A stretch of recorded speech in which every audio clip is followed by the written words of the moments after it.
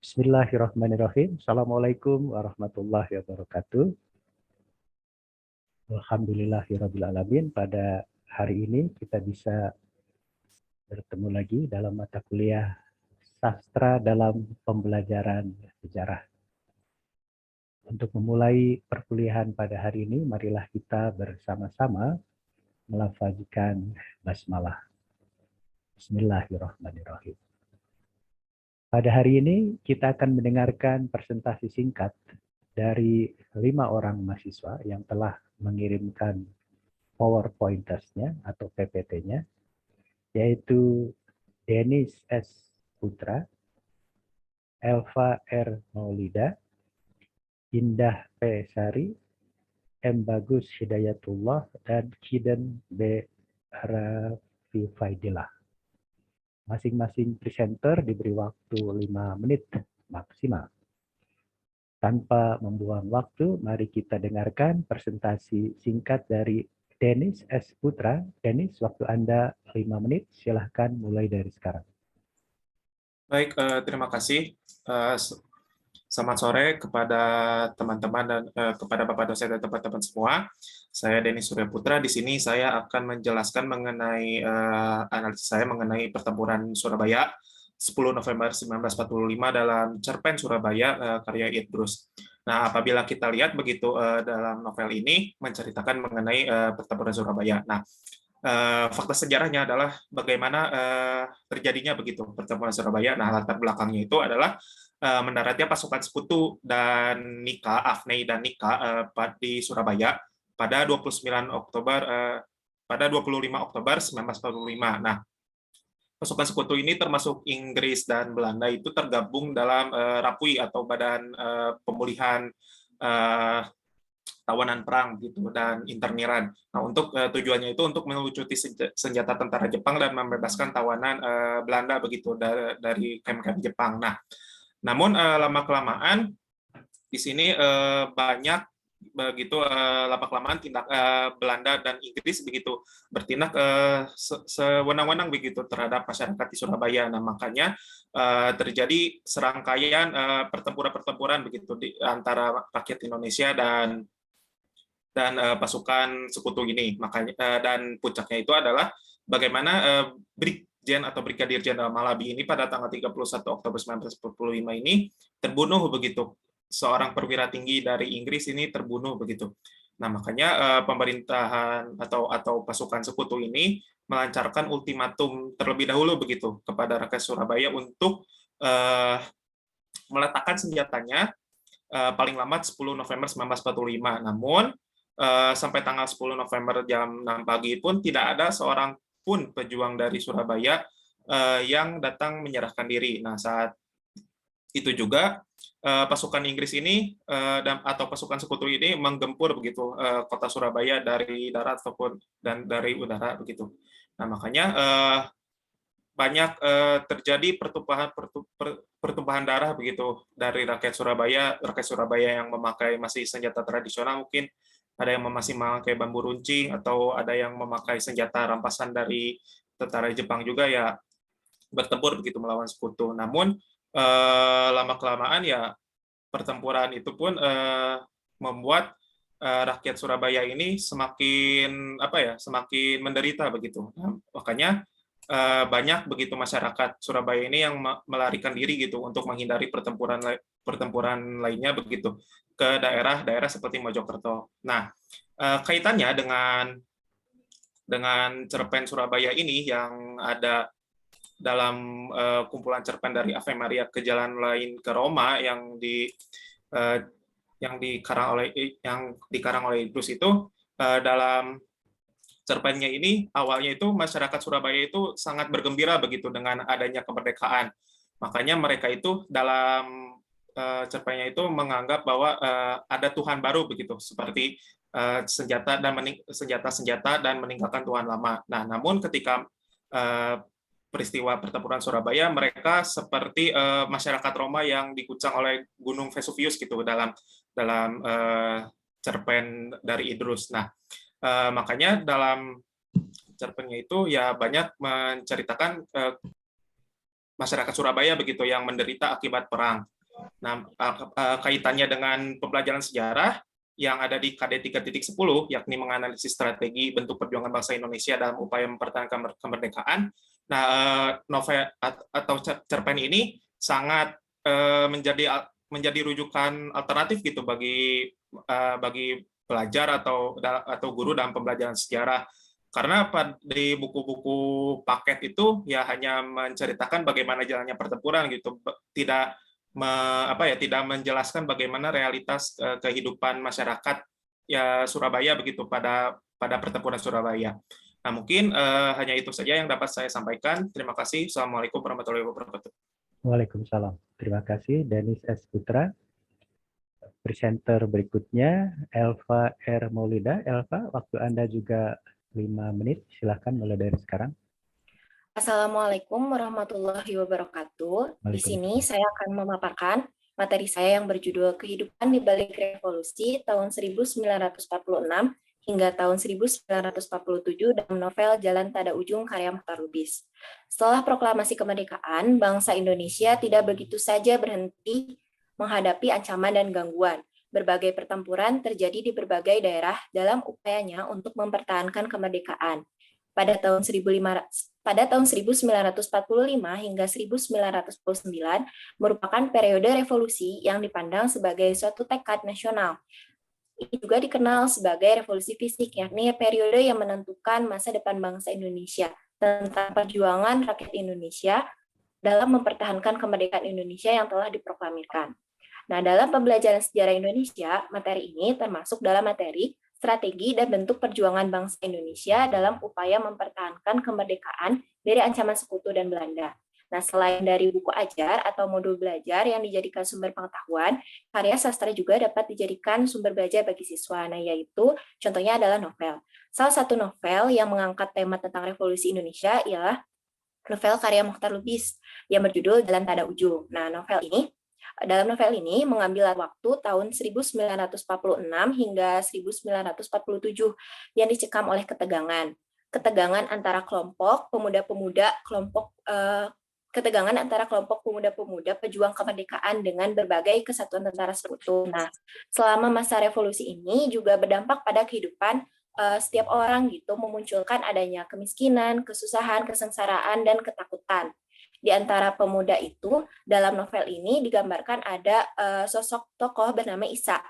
Nah, Isa ini adalah seorang guru yang lemah lembut dan sangat tidak menyukai kekerasan. Selain dari tokoh Isa, digambarkan juga ada tokoh bernama Hazil. Nah, Hazil ini adalah seorang pemusik, pemain biola gitu yang sangat handal dan memiliki semangat berapi-api. Dalam novel ini, kita akan melihat bagaimana kehidupan seorang guru dan pemusik dalam menjalani kehidupannya pada masa revolusi tersebut. Nah, digambarkan pula sosok guru Isa ini yang terpaksa ikut terlibat dalam kelompok perjuangan gitu bersama Hazil. Meskipun guru Isa sendiri setiap harinya selalu diliputi oleh ketakutan berbanding terbalik dengan Hazil yang memiliki semangat dan keberanian yang tinggi. Mengapa novel ini dinamai Jalan Tak Ada Ujung? Ada satu narasi itu di mana berisikan percakapan antara guru Isa dengan Hazil. Hazil berkata bahwa di mana ada ujung jalan perjuangan dan perburuan manusia mencari bahagia dalam hidup, manusia selalu setiap waktu ada musuh dan rintangan-rintangan yang harus dilawan dan dikalahkan. Habis satu muncul yang lain, demikian seterusnya. Sekali kita memilih jalan perjuangan, maka itu jalan tak ada ujungnya. Dan kita, engkau, aku, semuanya telah memilih jalan perjuangan. Secara keseluruhan, dalam novel ini, Jalan Tak Ada Ujung dapat dimaknai sebagai kehidupan manusia yang berisikan pencarian dan perjuangan.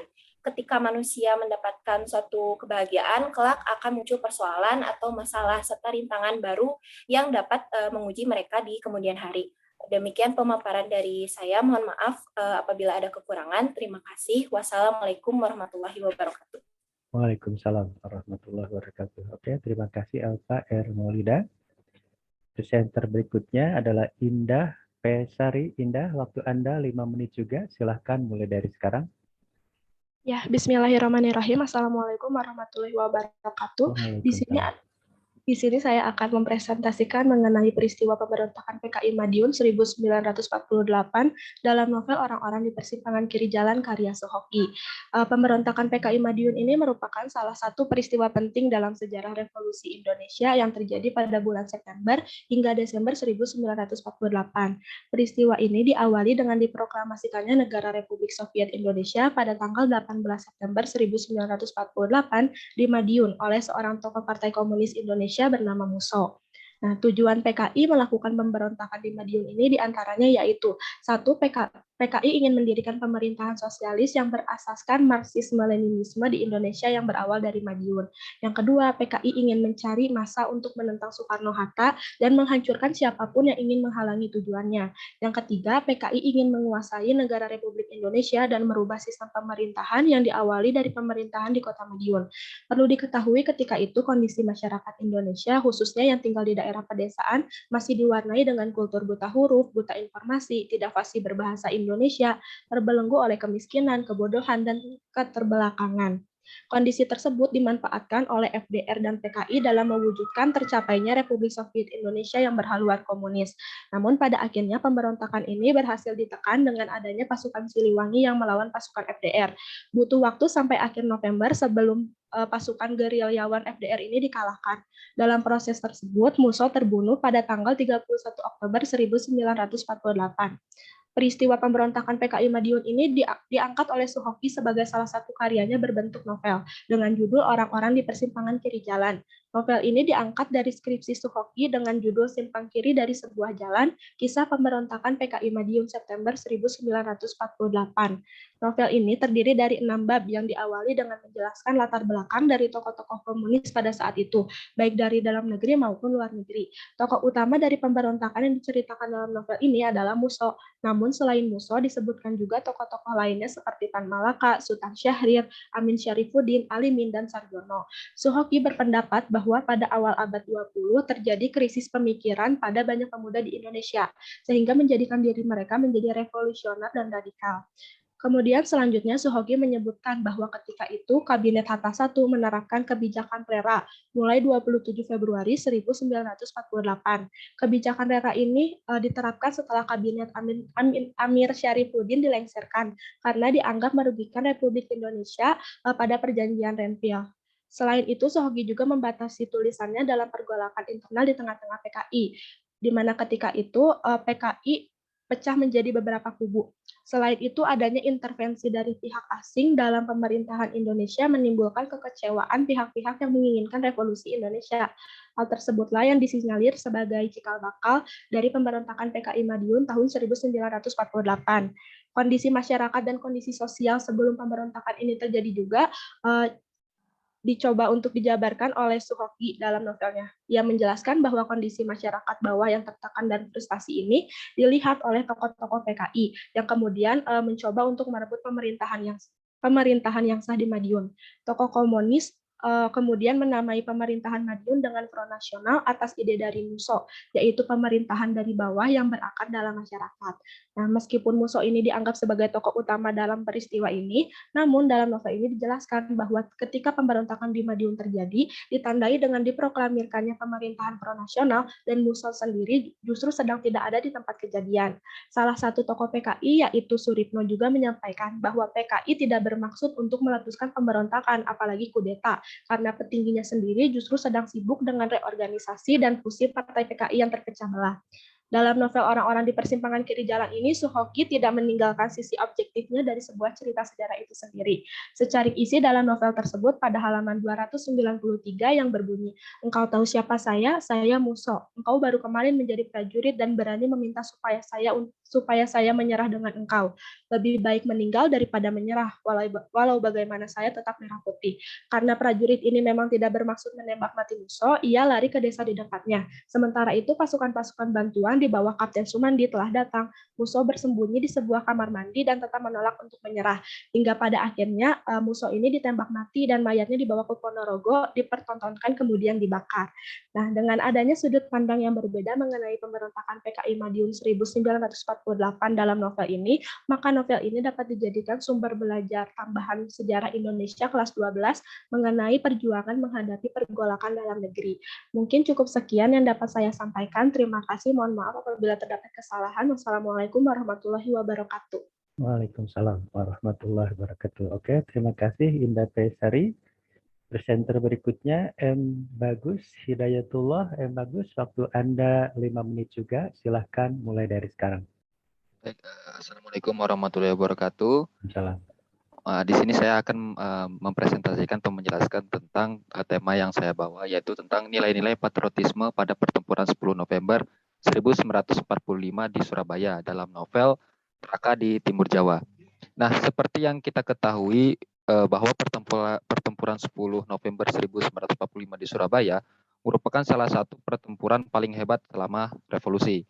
Pemuda-pemuda di Surabaya pada waktu itu mengadakan perlawanan yang untuk membela dan mempertahankan proklamasi kemerdekaan yang telah diproklamirkan di Jakarta pada tanggal 17 Agustus 1945.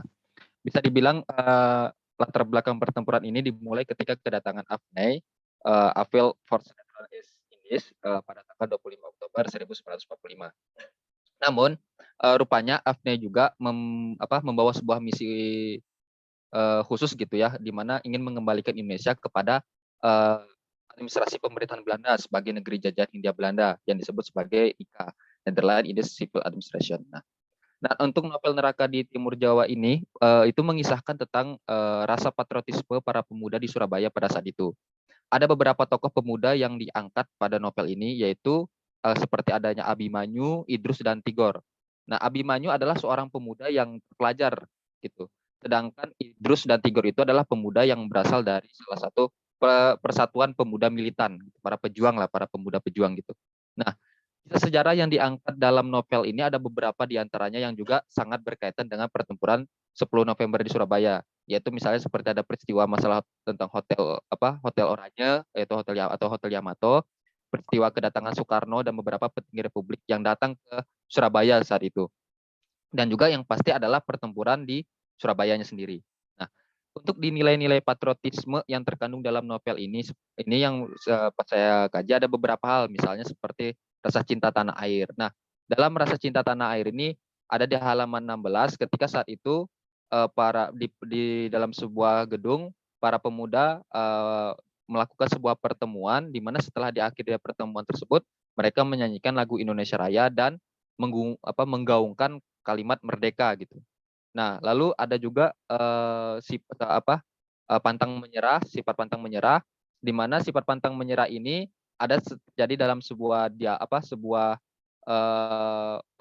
bukan dialog ya, sebuah kalimat gitu yang diucapkan oleh Tigor, di mana dia mengatakan bahwa ini bukan waktunya bagi kita untuk berdiam diri gitu. Tanah kita sudah dikebiri lagi oleh para londo. Apakah kalian hanya akan diam saja?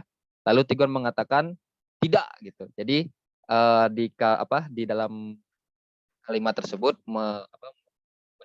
menggambarkan sebuah rasa sifat dari pantang menyerah. Nah, yang lalu adalah sifat berani membela tanah air. Nah, di dalam ini juga ada di halaman 30-nya di mana dia jika berani membela tanah air itu di mana Abimanyu keluar dari, dalam artian dia pergi dari keluarganya untuk ikut berjuang bersama teman-temannya dalam melawan Belanda. Lalu ada sifat rela berkorban, di mana di sifat rela berkorban ini kembali lagi tokoh hero-nya adalah Tigor ya. Tigor itu mengatakan kepada teman-temannya bahwa dia sendiri sebenarnya katanya bukan berasal dari Surabaya, tapi saya berasal dari Sumatera Utara, tapi saya datang ke Surabaya untuk berjuang bersama-sama kalian.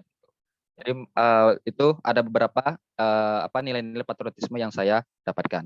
Lalu bentuk dari perlawanan para pemuda di Surabaya ini dalam novel Neraka di Timur Jawa ini adalah sebuah penggambaran, menurut saya itu adalah sebuah penggambaran dari perjuangan rakyat Indonesia terhadap penjajah.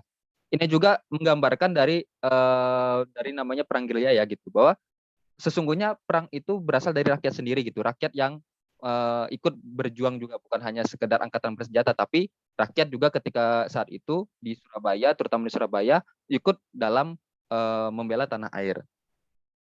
Nah, menurut saya juga bahwa pengarang novel ini memperlihatkan bagaimana perjuangan para pemuda untuk mempertahankan kemerdekaan Indonesia yang telah diraih dengan susah payah, dengan tadi mereka melakukan dengan mengorbankan jiwa dan raga mereka. Nah, bagi saya novel ini dapat atau mampu memberikan sebuah pelajaran yang berharga bagi peserta didik dalam sejarah Indonesia pada masa revolusi terutama gitu, di mana akan memberikan pendalaman lagi rasa-rasa nilai patriotisme terutama dalam kisah dalam pertempuran 10 November 1945 gitu. Mungkin hanya itu yang bisa saya presentasikan, Pak. Terima kasih. Oke, terima kasih Bagus Hidayatullah. Yang terakhir, Kidan B. Rai Fadilah, apakah sudah bergabung atau sudah ada?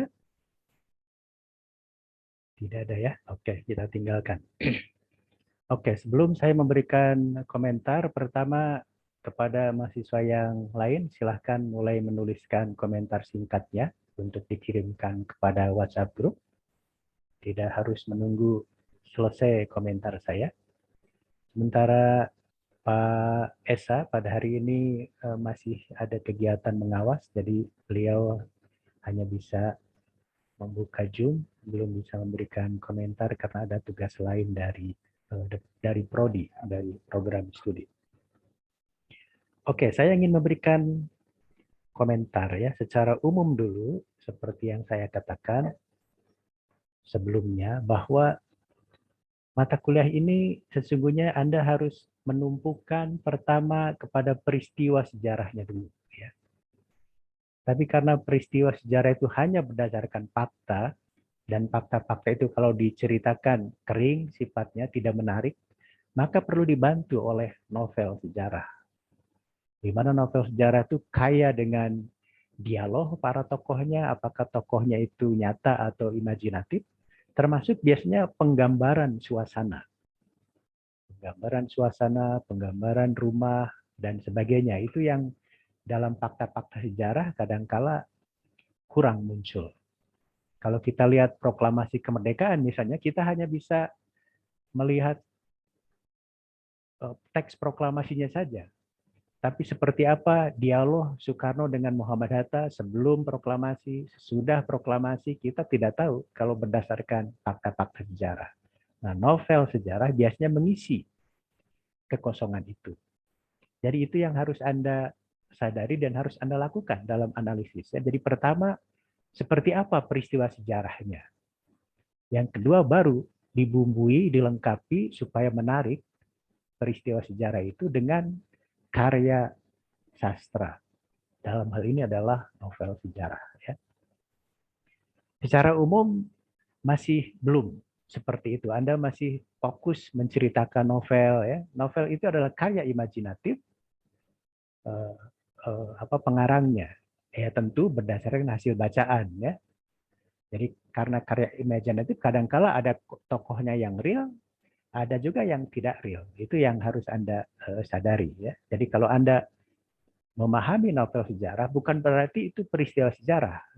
Dia adalah memberikan satu gambaran pada zamannya. Yang kedua, seperti biasa, kurun waktu jangan lupa ya. Sayang ini Kidan B. Rafidellah tidak hadir, dia membuat judul tidak ada waktunya ya. Nilai-nilai budaya dalam novel Kretek, karya Rati. Nilai-nilai budaya kapan? Nilai-nilai budaya pada masa Orde Baru, pada masa kolonial, pada masa Jepang beda ya. Tapi yang lain yang presentasi pada hari ini sudah memakai tahun ya, sudah oke. Tapi ada yang keliru. Jadi Anda tidak menggunakan novel sejarah ya, seperti misalnya Indah Pesari. Indah itu Sohoki bukan novel sejarah itu. Itu skripsi dia. Skripsi dia yang judul aslinya Simpang Kiri dari Sebuah Jalan, kemudian diterbitkan menjadi orang-orang Jadi Anda salah memilih buku, itu bukan novel sejarah ya. Jadi saya ingin anjurkan kepada Indah supaya Anda cari novel yang bercerita tentang peristiwa Madiun. Kalau Suhoki nggak ada kan tokoh imajinatifnya, semuanya tokoh real semua, tokoh sejarah semua itu. Jadi Anda salah memilih buku. Anda boleh pilih bukunya Umar Khayyam, novelnya Umar Khayyam, Para Priayi, itu menceritakan juga tentang peristiwa Madiun ya. Atau cari novel sejarah yang lain. Jangan menggunakan bukunya Suhoki. Kalau itu skripsi S1 dia. Yang memang judulnya nyastra ya, judulnya bagus. Kayak tesis saya, Suara dari Dua Kota. Suhoki juga itu simpang kiri dari sebuah jalan. Jadi Anda harus bisa membedakan mana karya sejarah dan mana novel sejarah. Ya, itu. Saya agak ragu juga, Bagus Hidayatullah, jangan-jangan ini juga buku sejarah, bukan novel. Apa buktinya? Penulisnya 2 orang. Bagus ya. Penulisnya 2 orang, agak janggal novel ditulis oleh 2 orang. Itu biasanya buku sejarah kalau ditulis 2 orang ya. Walaupun di dalamnya ada tokoh Abimanyu, ada tokoh Pak Harjo, saya ragu ini novel, mungkin ini kisah sejarah ya, kumpulan kisah sejarah, bukan novel sejarah. Kalau itu bukan novel, Bagus juga sama harus ganti ya, cari novel sejarah yang menceritakan tentang pertempuran 10 November di Surabaya. Karyanya Idrus itu bagus tuh ya, seperti yang digunakan oleh Dennis S. Putra ya. Oke, saya mulai dari Dennis S. Putra. Dennis judul menurut saya redundant. Tahu redundant? Pengulangan, itu kurang cantik ya. Anda bilang pertempuran Surabaya dalam cerpen Surabaya. Jadi kata Surabayanya diulang. Jadi sebaiknya mungkin pertempuran 10 November 1945 dalam cerpen Surabaya karya Idrus. Nah, itu cantik. Tidak usah ada redundant ya. Yang kedua untuk Dennis, saya tidak melihat tadi Anda tidak menceritakan pertempuran Surabaya itu seperti apa sih? Kemudian apa yang bisa diperkaya oleh cerpennya Idrus dari pertempuran Surabaya. Jadi Anda kurang imajinatif, kurang menceritakan pertempuran Surabaya sendiri, apalagi melengkapi dengan cerpen Surabaya Idrus. Idrus adalah seorang wartawan antara, jadi dia saksi mata terhadap pertempuran Surabaya. Dan kalau Anda membaca dengan serius, banyak human interest, cerita-cerita menarik dari karya Idrus ini ya. Anda kurang jeli ya. Misalnya tentang periode zaman bersiap. Memang arek-arek Surabaya sejak dulu tuh bonek ya, bondonekad.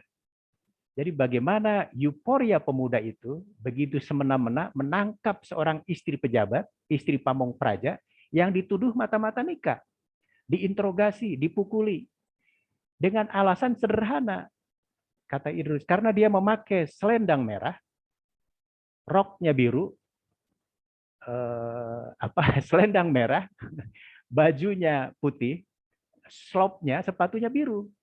Oh, ini dianggap mata-mata Belanda karena sesuai dengan bendera Belanda, merah putih biru. Ketika dipukuli, dilerai oleh orang lain, ini istri pejabat, mengapa Anda menangkap? Kata pemuda, ini mata-mata Belanda, lihat, selendang merah, baju putih, slop biru. Kata yang lain, itu slopnya bukan biru, slopnya hitam. Malah marah bonek itu, diam, kamu buta warna. Jadi itu pertama ya. Yang kedua, Anda tidak mengkritisi pidatonya Bung Tomo yang berapi-api dan dinilai hebat itu sampai sekarang. Idrus mengkritik dan sangat menarik. Jadi kata Idrus, pidatonya Bung Tomo tentang pertempuran di Surabaya itu blunder besar. Karena Bung Tomo ngasih pidato di radio menunjukkan tempat-tempat di mana arek-arek Surabaya itu berada. Dan ngasih komando. Yang itu didengarkan oleh tentara Inggris, tentara sekutu, tanpa kesulitan, tentara Inggris mengirim mortir ke tempat-tempat yang disebutkan oleh Bung Tomo. Jadi kata Idrus, kalau mau perang, jangan pidato di radio. Jadi kita jadi sasaran tembak musuh ya. Jadi itu yang Anda tidak jeli ya. Dan yang terakhir, ini masalah strategi bertempur dan Anda tidak jeli ya. Dalam Surabaya itu dikatakan apa strategi untuk bisa mengalahkan Belanda. Wah, itu dalam rapat akbar tuh di Stadion Tambak Beras, boneknya Surabaya ya. Muncullah berbagai rekomendasi. Kalau ingin mengalahkan Belanda, maka kita harus minta bantuan Amerika Serikat. Wah, bagus itu, ide yang bagus. Tapi siapa yang mau pergi ke Amerika? Wah, nggak ada, dicoret ya. Yang kedua, kalau ingin mengalahkan Belanda, kita harus menjebol dam Belanda. Sebab Belanda itu negeri yang ada di bawah dam, bendungan. Wah, ide bagus. Tapi siapa yang mau pergi ke Belanda? Akhirnya muncullah ide yang ketiga. Kita suruh rakyat Indonesia yang 70 juta jiwa itu untuk berbaris satu-satu. Biarkan ditembaki oleh Belanda, paling yang mati juga 10 juta. Nanti Belandanya bosan sendiri, nah yang 60 jutanya merdeka. Nah, itu. Anda tidak jeli ya memanfaatkan bagaimana narasi yang disampaikan oleh Pak Idrus berkaitan dengan human interest, hal-hal menarik pada pertempuran Surabaya. Ya. Jadi coba fakta sejarahnya seperti apa pertemuan Surabaya itu, kemudian apa yang bisa diperoleh dari novel atau cerpen sejarahnya Idrus, itu yang harus Anda analisis. Ya. Yang kedua, Elva Maulida ya. Ini apa kehidupan di balik revolusi sudah ada tahunnya ya. Tapi sama seperti tadi Denis ya, kurang bisa menggambarkan seperti apa kehidupan di balik revolusi kurun 46-47 itu, termasuk sebenarnya menjadi pertanyaan saya, walaupun tadi kurang kena ya dialog tokohnya. Jadi mengapa disebut jalan tak ada ujung? Nah, itu dialognya memang oke, itu terlalu rasional, kurang menarik ya. Menurut saya jalan tak ada ujung itu menggambarkan bahwa suasana revolusi Indonesia tahun 46 sampai 47 itu muram. Orang nggak tahu siapa yang bakal jadi pemenang. Indonesia kah atau Belanda kah? Banyak pemuda yang bersumpah ya, merdeka atau mati, atau sumpah pemuda pada masa revolusi macam-macam. Misalnya, saya tidak akan menikah sebelum Belanda pergi dari Indonesia. Saya tidak akan mencukur rambut saya sebelum Belanda pergi dari Indonesia. Tahun 46 Belanda belum pergi, tahun 47 belum pergi juga. Akhirnya para pemuda yang sudah dewasa itu nggak tahan pada nikah akhirnya. Termasuk Letkol Soeharto menikah, Muhammad Hatta menikah. Bung Tomo yang tadinya rambutnya panjang karena Belandanya nggak pergi-pergi, dicukur juga rambutnya. Jadi jalan tak ada ujung itu adalah satu gambaran pesimisme bahwa tidak tahu ujungnya sampai kapan revolusi ini, karena sampai tahun 47 pun nggak jelas arahnya seperti apa. Itu yang pertama ya. Yang berikutnya, Anda kurang jeli juga menggambarkan bagaimana suasana zaman bersiap. Bulan-bulan September, Oktober, November, Desember 1945. Mohtar Lubis sangat hidup menggambarkan bagaimana zaman bersiap yang sangat gawat itu, di mana orang bisa diteriaki siap-siap dan dibunuh begitu saja karena disangka mata-mata nikah. Sama seperti tadi istri wali kota Surabaya itu. Dalam konteks ini Anda mestinya menceritakan bagaimana seorang wanita Cina dengan anaknya dibunuh oleh seorang jagoan, oleh para pemuda, oleh begal mungkin sekarang ya, hanya karena gara-gara dalam bajunya itu ada benang berwarna merah, putih, dan biru. Dianggapnya mata-mata nikah, mata-mata Belanda. Jadi zaman bersiap adalah periode yang sangat kritikal yang harusnya ada potret untuk melengkapi bagaimana kehidupan di balik revolusi tahun 46 dan 47 itu ya. Oke, kemudian Indah P. Sari tadi udah ya. Ini mesti diganti. Harus cari novel sejarah. Saya menganjurkan Anda baca bukunya Umar Khayyam, Para Priayi. Nah, itu menggambarkan peristiwa Madiun ya, atau yang lain ya. Sebab ini karya Sohoki, skripsi dia ya, sarjana S1 dia, sarjana bagus, jadi bagus Anda baca ya. Tapi ini bukan novel sejarah ya. Terakhir, Bagus Hidayatullah sama ya. Kalau novel, mengapa ini saya katakan karya sejarah aneh, penulisnya 2 orang ya. Jadi Anda harus cari pertempuran Surabaya dalam novel apa. Mungkin boleh menggunakan karyanya Idrus itu, dari Ave Maria ke Jalan ke Roma, sebab selain cerpen Surabaya ada juga cerpen yang lain menceritakan tentang pertempuran di Surabaya ya. Dengan demikian Anda juga menggambarkannya kurang hidup, seperti apa nilai-nilai apa pertempuran di ya nilai-nilai itu jelaslah pasti buku ilmiah itu ya.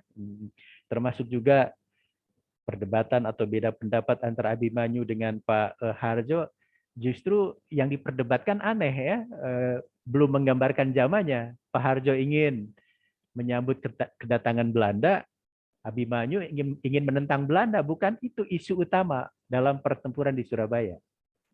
Isu utama pertempuran di Surabaya itu harusnya Dennis mampu menangkapnya ya, yaitu strategi berjuang. Apakah perjuangan mempertahankan kemerdekaan Indonesia itu akan dilakukan dengan cara bertempur atau akan dilakukan secara berunding? Itu isu utamanya. Bukan masalah menyambut Belanda atau menolak Belanda, tapi bagaimana strategi mempertahankan kemerdekaan, mau bertempur atau berunding. Itu dimulai dari peristiwa Surabaya ya. Saya pikir itu komentar saya. Jadi jangan lupa ketika membuat makalah lengkap itu ada 2 bagian yang harus Anda kemukakan. Pertama, seperti apa peristiwa sejarahnya, historical event-nya seperti apa, Anda ceritakan. Kemudian bagaimana karya sastra bisa melengkapi historical event yang biasanya kering, hanya menceritakan peristiwa kronologis, ya, kurang ditunjang oleh imajinasi, mungkin dialog para tokohnya atau suasana zamannya. Nah, itu bisa Anda dapatkan, bisa Anda analisis, tambahkan dari karya sastra yang Anda pilih. Ya. Jadi seperti itu, discourse of analysis-nya. Ya. Jadi cara mewacanakan, cara menarasikan makalah Anda. Peristiwa sejarahnya dulu seperti apa, dan kemudian dilengkapi dengan hasil imajinasi pengarangnya dengan novel sejarah. Saya pikir itu saja komentar saya pada hari ini, dan insya Allah kita ketemu lagi pada minggu depan dengan presentasi dari mahasiswa yang berbeda. Mari kita akhiri perkuliahan kita pada hari ini dengan bersama-sama melafazkan hamdalah. Alhamdulillahirabbil alamin. Jangan lupa mengomentari kepada salah seorang presenter ya. Nah, jadi jangan orang yang tidak presentasi Anda komentari ya. Itu berarti Anda tidak hadir dalam kuliah Zoom meeting ya. Atau malah mengomentari komentarnya Pak Andi, ya itu lebih tidak nyambung lagi ya. Sekian, terima kasih. Assalamualaikum warahmatullahi wabarakatuh. Waalaikumsalam warahmatullahi wabarakatuh. Terima kasih Bapak. Oke, boleh lihat ya.